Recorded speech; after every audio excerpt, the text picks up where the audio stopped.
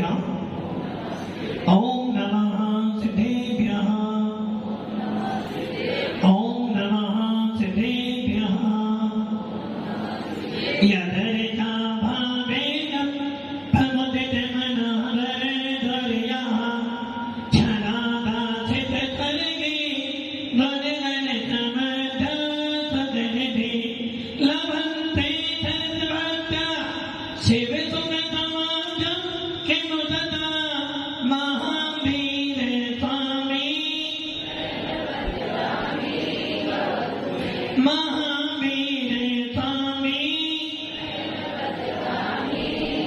महावीर स्वामी नयन प्रतिगामी भगत में गुरुः बंधनानितं ज्ञान दर्शननायका चारित्रगंभीरा मोक्ष मार्गोपदेशना पंच प्रविष्टि भगवान की एक राधिनाथ भगवान की अंतिम संसंपत्ति भगवान महावीर स्वामी की आचार्य श्री कुंद भगवंत की आचार्य श्री उमा स्वामी भगवंत की आचार्य श्री विमल सागर जी महाराज की आचार्य गुरुदेव सरस्वती सागर जी महाराज की तीन नौ करोड़ मुनि राजों की द्वादशांजलि माता की बोले वात्सल्य मूल्य दिव्य दिवस की आध्यात्म की राष्ट्र आचार्य द्वार से सुंदर सागर ने गुरुदेव की गुरुदेव की गुरुदेव की भव्य आत्माओं,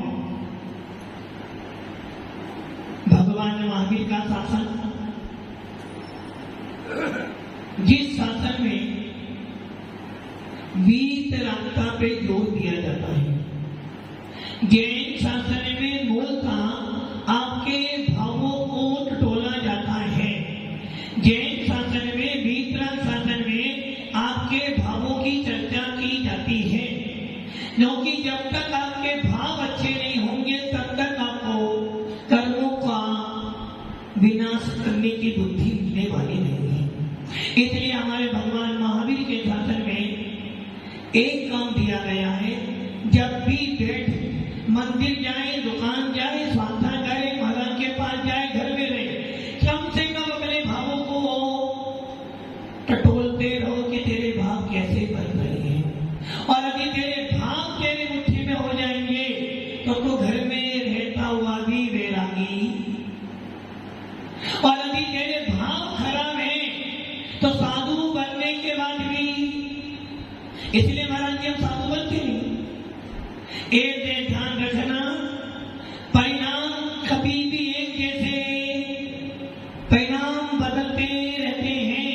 आज मेरे परिणाम खराब बन रहे, हो सकता है साधु संगति से, हो सकता है जिनेन्द्र देव के दर्शन से, हो सकता है जिनवाणी पढ़ने से मेरे परिणाम अच्छे बन जाओ। ऐसा भी हो सकता है कि मंदिर में जाने पर स्वाध्याय सुनने से मेरे परिणाम, यदि जिनेन्द्र देव के पास जाने के बाद, वीतराग शासन के पास जाने के बाद मेरे परिणाम खराब बनते हैं तो समझ लेना मेरा कहीं ना कहीं मिथ्यात्व कर्म का उदय आ रहा है। और यदि मेरे जिनेन्द्र देव की वाणी सुनने से, साधु संतों के पास जाने से यदि मेरे भावों में निर्मलता आती है तो समझ लेना कहीं ना कहीं मेरा मिथ्यात्व टूट रहा है। इसलिए आचार्य उमा स्वामी भगवत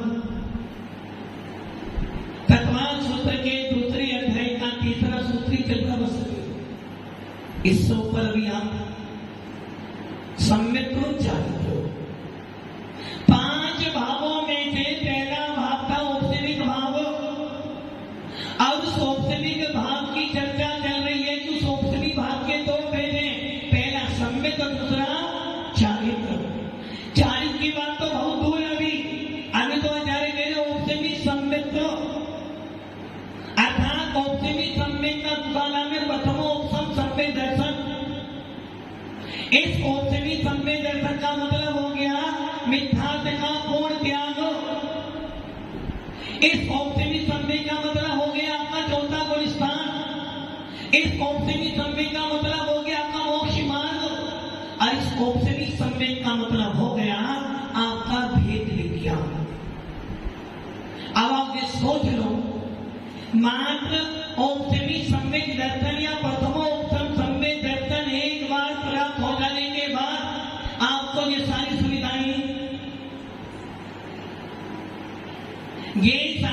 सुविधाएं मिल जाएंगी।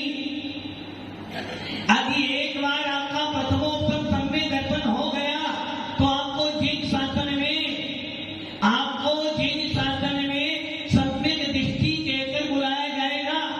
यदि आपको एक बार प्रथमोपम सम्यक दर्शन हो गया तो आपको भव्य जीव कहकर बुलाया जाएगा। और यदि आपको एक बार प्रथमोपम सम्यक दर्शन हो गया तो समझना तुम्हारा मोक्ष जाना निश्चित है। और इसी बात को आचार्य कौन स्वामी कह रहे हैं, दर्शन भट्टा दर्शन भट्ट से नथी जीवण सिजंती चरिए भट्टा दर्शन भट्टा नथी सिजंती चरिए भट्टा दर्शन भट्टा न सिजंती। अब आप ये सोच लो कि आपका एक सम्यक दर्शन मात्र प्रथमोपम सम्यक दर्शन आपको मोक्ष जाने का परमिट दे रहा है। यदि आपको विदेश जाना है तो सबसे पहले क्या करना पड़ेगा, पहले पासपोर्ट। और पासपोर्ट बन भी जाए तो वहां से वीजा भी। पासपोर्ट कौन देगा आपको, पासपोर्ट कौन देगा, भारत सरकार।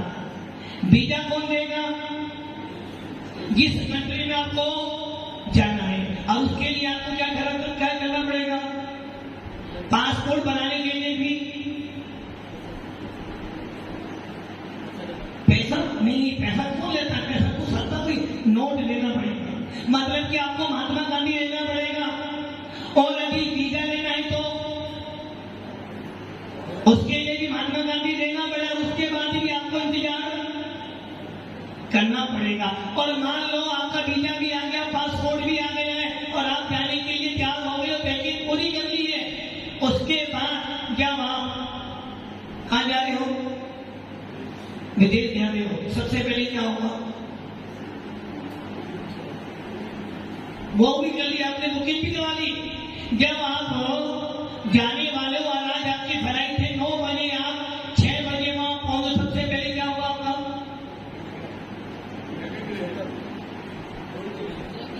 चेकिंग होगी ना आपकी। किसकी, सामान की नहीं, सामान की चेकिंग तो पहले हो गई, तुम्हारा वो पास हो गया, किंतु आपकी चेकिंग बाकी है। यदि मान लो आपका बीपी हाई हो गया, लो हो जाए तो जाओगे। और मान लो बीपी भी बढ़िया है और मान लो अभी ये मालूम पड़ जाए कि इस व्यक्ति के बारे में कोई ना कोई डाउट है तो क्या होगा, वीजा भी खराब, पासपोर्ट भी खराब और पैसे भी आपके। इतनी सारी मेहनत करने के बाद भी आपको विदेश जाने का अवसर, और आप चलो मान लिया आपको विदेश जाने का अवसर मिल भी गया, आप विदेश पहुंचकर जैसे आपका फ्लाइट उतरा, मालूम पड़ा कि फ्लाइट के अंदर एक कहूंगी क्या, एक नहीं, भाव की बात तो तुम करो। इस फ्लाइट में एक ऐसा व्यक्ति बैठा है जो देश द्रोही है और वो फोटो आपका है, वो क्या होगा, इंडिया वापिस आ जाओगे क्या, इंडिया वापिस नहीं आओगे, वो कंट्री वाला आपको वहीं रख लेगा और आपको सजा देगा। अब आप कितने ही वीडियो बनाते रहना, आपका नंबर इंडिया आने का वाला नहीं। वैसे ही आचार्य भगवान थोमा स्वामी कह रहे हैं कि फ्लाइट में विदेश जाने के लिए तुझे वीजा चाहिए, पासपोर्ट चाहिए, किंतु यदि तू इस आत्मा से परमात्मा बनना चाहता है, यदि तू अपने अंदर भेद विज्ञान उत्पन्न करना चाहता है, यदि तू मोक्ष का अधिकारी बनना चाहता है, बस एक बार को प्रथमोपम सम्यक दर्शन प्राप्त कर दे।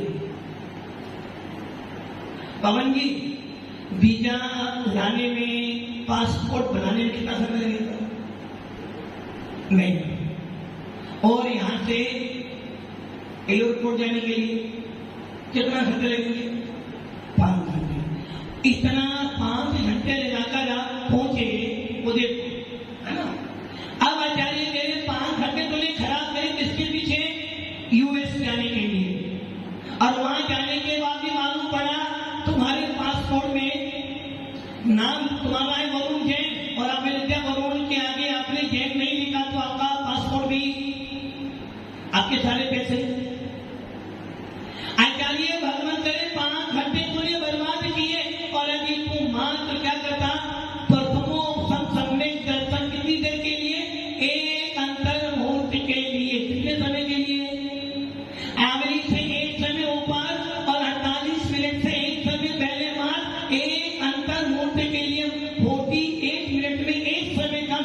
इतनी देर के लिए यदि अपनी आत्मा के अंदर, कितनी देर के लिए सुनी भैया?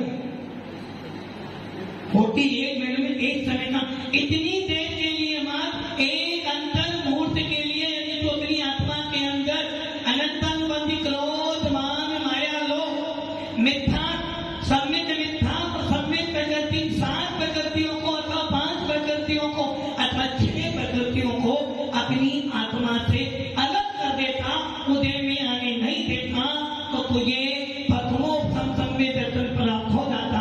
मात्र एक अंतर मुहूर्त के लिए मिथ्या छोड़ देता तो तेरा मोक्ष जाना निश्चित। और यही काम हो अनंतानुबंधी कथाएं। मान लो अनंतानुबंधी कथाएं क्या कर रही है? अनंतानुबंधी क्रोध मान माया लोग कह रही है मैं अकेली नहीं आती,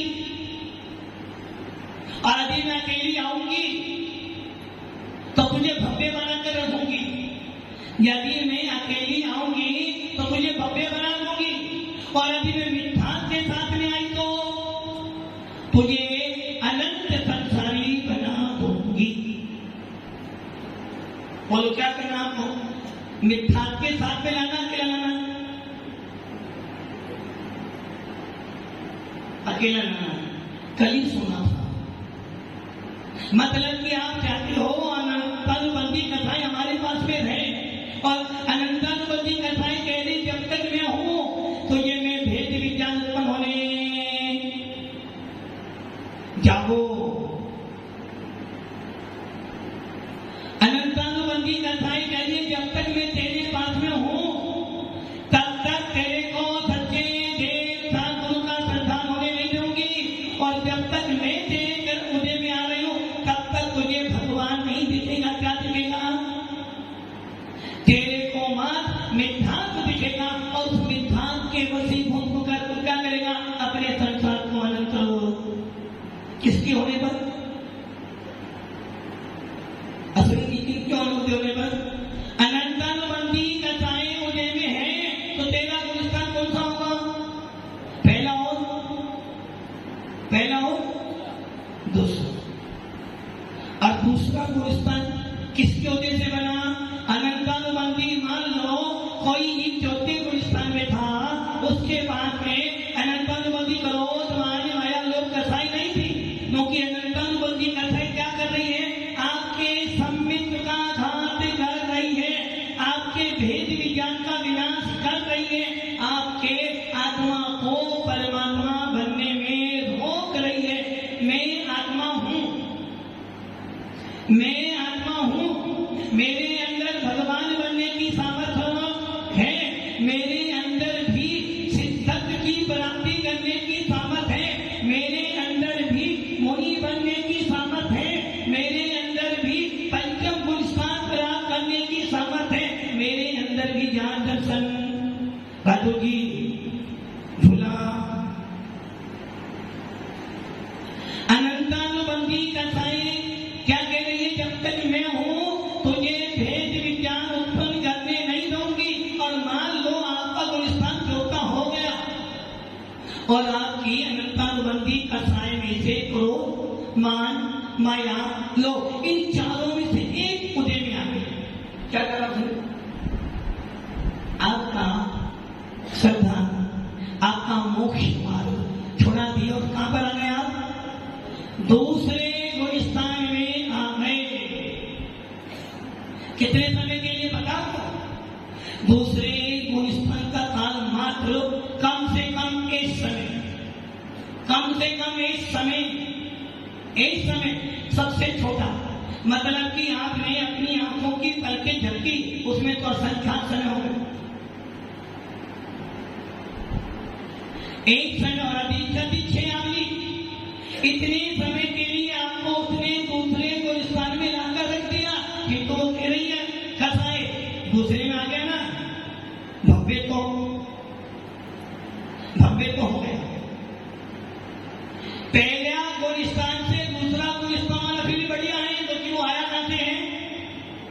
ऊपर से गिरा है। मान लो कोई जीव छत पे खड़ा हुआ है सबसे ऊपर, वो है सम्य के दर्शन, और ये नीचे क्या है आपका मिथ्या। किसी ने आपको ऊपर से छोड़ा और आपने क्या करा, एक पाइप पकड़ लिया। कहां पर आ गया, ना तो ऊपर हो और ना ही बीच में हो, तो ये हो गया सांसाधन गुणस्थान। अनंतानुबंधी क्रोध मान माया लो, इन चारों कसाय में से किसी एक कसाय का उदय आया तो उसने आपके सम्य दर्शन को छुड़ा दिया, आपका छोटा गुणस्थान गिरा दिया आपको। अब वो कहीं ना तो मिथ्यात्व में जाने दूंगी और ना ही ऊपर जाने दूंगी। कभी कभार जब भोजन करते ना, और भोजन करते करते कुछ फंस जाए गले में, पवन जी आप बड़े परेशान, गले में फंस जाए, ना तो वो नीचे जा रहा हो ना ही भाग रहा हो। और बहुत बार ऐसा गला फंस जाता है कि जिसको ना तो ना कर सकते हो ना ही। अब सोच तो क्या करूं क्या करूं, वैसे ही वो अनंतानुबंधी कथाएं क्या कर रही है, उसके उदय में आने पे ना तो जीव मिथ्यात्व में जा रहा हो ना ही सम्य दर्शन करा कर, वो बीच में लाके खड़ा कर दिया दूसरे गौरस्थान में।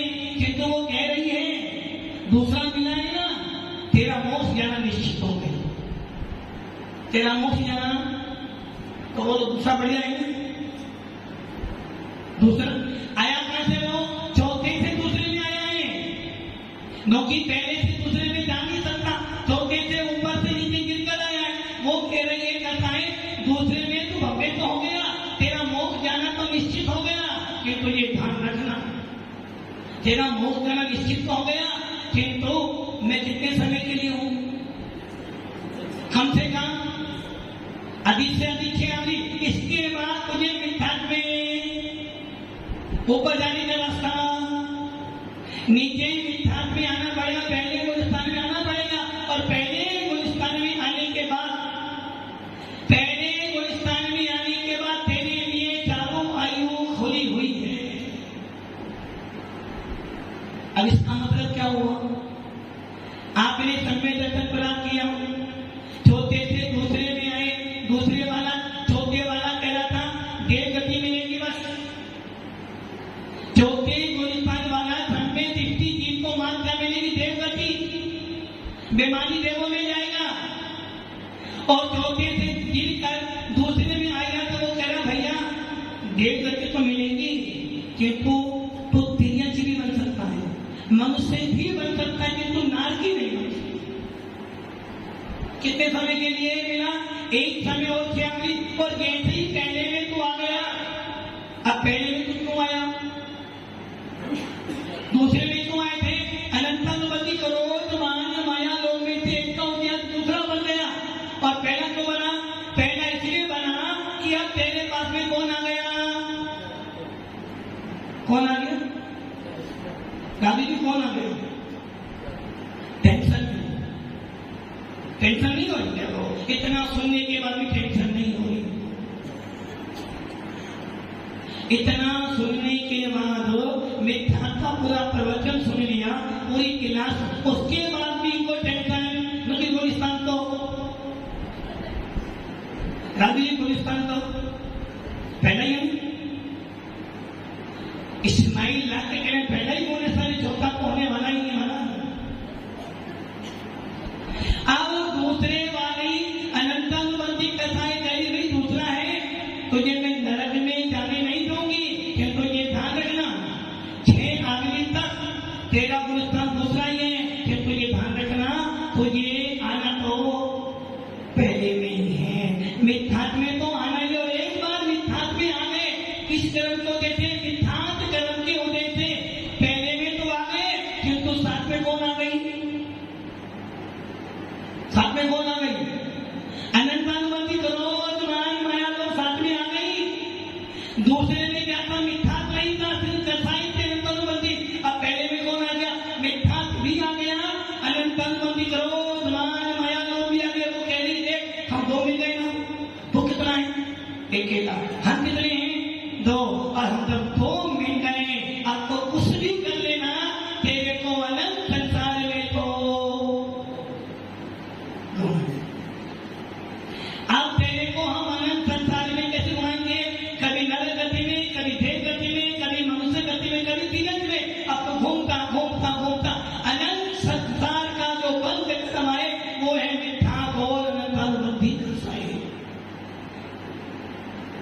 बताओ अब क्या करोगे? पहला गुलिस्तान मिथ्या कर्म के उद्देश्य हो, दूसरा गुलिस्तान अनंत अनुबंधी क्रोध मान माया के उद्देश्य हो, और तीसरा गुलिस्तान मतलब अंदर कुछ बाहर कीर्ति की सही है ना, अंदर खराबी है और बाहर चेहरे पर चमक है। ये बाहर से सांस होते अंदर से कहोगा कैसा होगा? अंदर से भी और बाहर से भी अपन सब कैसे है? नहीं, बाहर से तो टिप टॉप हो एकदम, अंदर से तो कौन सा अच्छे हो? गुलिस्तान कौन सा? गुलिस्तान तो पहले ही भी अच्छे हो। ये ध्यान रखना, अंदर से खराबी है तो बाहर अच्छा होने वाला नहीं, और यदि अंदर बढ़िया है तो बाहर कितनी खराबी हो खुश होने वाला। कपड़े कितने ही खराब हो चल जाएगा कि तुम आत्मा को। मुनि राजों के तन पर ऐसी वस्तु नहीं है कि उनके अंदर में अनंत गुण भरे पड़े हैं, इस आत्मा में अनंत गुण भरे पड़े हैं। तो पहला गुलिस्तान मिथ्या कर्म के उद्देश्य हुआ था, दूसरा अनंत अनुबंधी क्रोध मान माया लोभ के उद्देश्य हुआ था, तीसरा कितनी तीसरा दही में गुड़ डाला खा लिया, स्वाद किसका आया? दही का किसका मिस? मतलब कि एक ही समय में खट्टा मीठा स्वाद, ना खट्टा आ रहा है ना मीठा, तीसरी पर्याय का स्वाद आ रहा है। और इसी प्रकार तुम्हारी दशा क्या बन रही है? घर में भी रहते हो, महाराज के पास भी आते हो और एक ही समय सोते हो।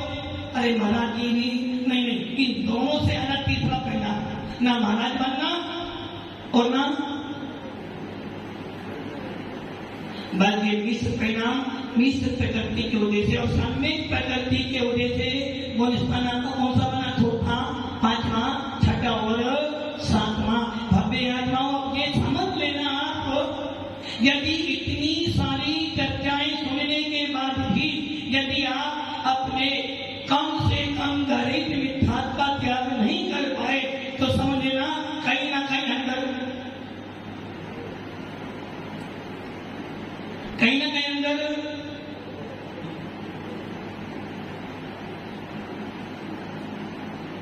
डॉक्टर जी, मान लो किसी के अंदर आत्मा जाने वाली है, बता सकते? नहीं बच्चों, उनके अंदर खराबी है, बस वही काम तुम्हारा है। अभी अंदर मिथ्या बैठा है, कहते ना मिथ्या दृष्टि जीव को जीवानी।